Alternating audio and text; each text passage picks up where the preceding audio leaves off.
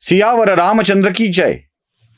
शृंगवेरपुरामध्ये निषाद राजा गुहनी आणलेल्या 500 नावांच्या मदतीने गंगा नदी अयोध्येच्या विशालतम सेनेने पार केलेली आहे. नावा एवढ्या मोठ्या आहेत की त्यात घोडे आणि रथ सुद्धा बसवता आलेले आहेत आणि ते उतरल्यानंतर पुढचा प्रवास सुरू आहे. बरं, गंगा पार केल्यावरती पुढचा पत्ता कसा कळणार आहे? तर भरद्वाज मुनींच्या आश्रमापर्यंत, कारण तिथपर्यंतच माहित आहे रामचंद्र गेलेत हे.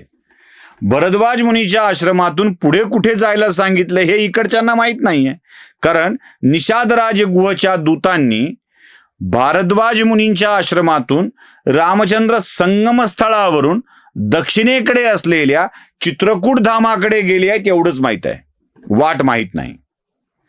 मग आता रामचंद्र जर चित्रकूट धामाकडे गेले आहेत, त्याच्याकडचा रस्ता कोणता हे विचारायचं असेल तर भरद्वाज मुनींना भेटलं पाहिजे. मग भरद्वाज मुनींच्या आश्रमाकडे भरताला गेलं पाहिजे आणि सांगितलं पाहिजे की मुनिवर, मला माझ्या भावाला भेटायला जायचं आहे, कृपया ती वाट मला सांगा. बरं, भरद्वाज मुनींच्या आश्रमात जायचंच आहे तर एवढं सगळं लटांबर घेऊन जाता येणार नाही. हजारो सैनिक, नागरिक सगळ्यांना घेऊन जायचं म्हणजे अवघडच काम आहे. बरं, तो मुनींचा आश्रम, त्यांच्या तिथल्या मुनींच्या वनवासी जीवांच्या तिथल्या साधकांच्यासाठी आवश्यक असलेली सामुग्री तिथं असेल, तिथल्या वनात त्यांच्यासाठीचे फळं असतील, तिथल्या गोशाळेमधल्या गायीसाठींचा चारा तेवढा तिथे असेल. आपले सगळे घोडे गायी घेऊन जावं तर तिथल्या चाऱ्यावर गंडांतर येईल. याच्यापेक्षा भरताने विचार केला आहे की आपण थांबूया. भरद्वाज मुनींच्या आश्रमामध्ये एवढ्या सगळ्यांची व्यवस्था करता येणार नाही आणि तिथली व्यवस्था गडबडून जाईल. अत्यंत शुद्ध विचार ठेवून भरद्वाज मुनींच्या आश्रमाकडे जातोय. भरत आपल्या निवडक सरदारांच्या सह, मातेंच्या सह भारद्वाज मुनींच्या आश्रमामध्ये गेलाय. मुनी तिथे आपल्या शिष्यांच्या समवेत मंत्रणा करत असतानाच भरताचं आगमन झालंय हे पाहून भरद्वाज मुनी आपल्या आसनावरून उठतात आणि भरताचं स्वागत करतात. ते म्हणतात, हे इक्ष्वाकुकुल नंदन दशरथ पुत्र भरत, आपलं भरद्वाज आश्रमामध्ये स्वागत आहे. बसावं. बसणं उठणं सगळं जागत स्वागत सत्कार झालाय, जलपान झालाय. आणि जलपान झाल्यानंतर भरद्वाज मुनी भरताला विचारतायत, आपण कोणत्या कारणाने इकडे आलात? भरत सांगतोय की रामचंद्रांना माझ्या आईमुळं वनवास झाला आणि त्यांना शोधत शोधत मी निघालेलो आहे. आता दुसरा धक्का लक्षात घ्या. मी हे यासाठी सांगतोय की ज्या ज्या कोणाला ते कुडमुडे ज्योतिषी येऊन भविष्य सांगतात, तू सगळ्यासाठी केलं, तुझ्यासाठी कुणी नाही केलं, तू सगळ्याचा चांगला विचार करतो, तुझा कुणी चांगला विचार करत नाही, मी लोकांच्या कल्याणाचा विचार करतो पण लोक माझ्यावर शंका का घेतात, हा प्रश्न ज्यांना ज्यांना पडतो ना त्यांच्यासाठी ही घटना फार महत्वाची आहे.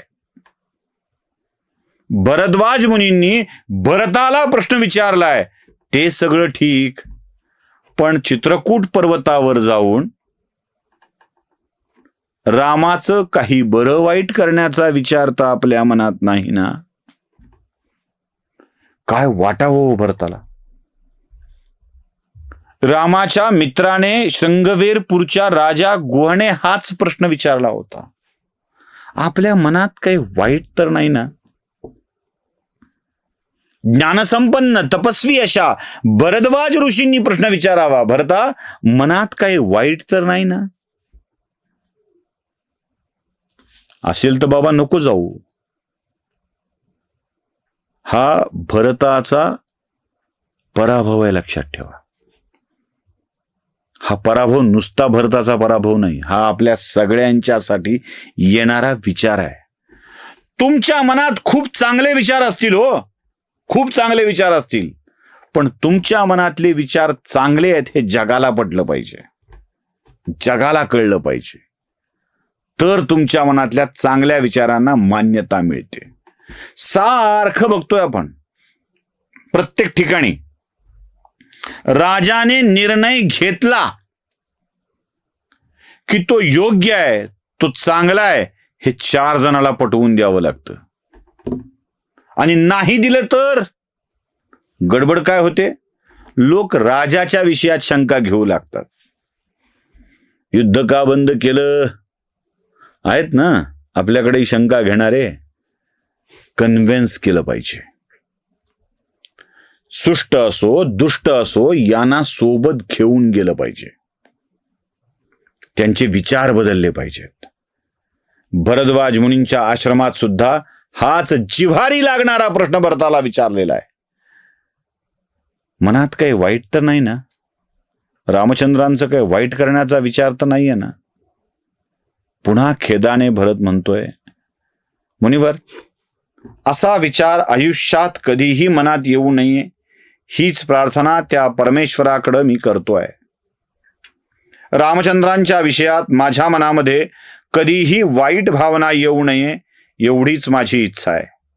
आणि ज्या दिवशी असा काही विचार मनात येण्याचा क्षण जरी येणार असेल, अंशमात्रानं जरी असं काही होणार असेल, तर तो दिवस माझ्या आयुष्यातला अंतिम दिवस असावा अशी माझी इच्छा आहे. परमेश्वराकडे तीच मागणी मी करतोय. मी चित्रकूट पर्वतावर जाऊन रामचंद्रांना राज्याभिषेक करणार आहे. त्यांच्या जागी वनात मी जाणार आहे. नाही जमलं तर मीही त्यांच्या सोबत वनवासी बनून जगणार आहे. संकल्प करून आलोय, राज्यकारभार मी स्वीकारणार नाही. मी रामचंद्रांचंच राज्य रामचंद्रांना देईल. आणि या संकल्पाच्या पूर्तीसाठी मला आपले आशीर्वाद हवेत आणि मार्गदर्शन हवंय. नुसतं मार्गदर्शन नव्हे, तिकडे जाण्याचा मार्ग सुद्धा हवाय. एकदा चांगुलपण कळालं की माणसं कसा जय जयकार करू लागतात ते बघा. भरद्वाज मुनींनीही भरताच्या श्रेष्ठतेसमोर हात जोडलेत आणि म्हणाले, हे महात्मा भरत, तू खरोखर महात्मा आहेस.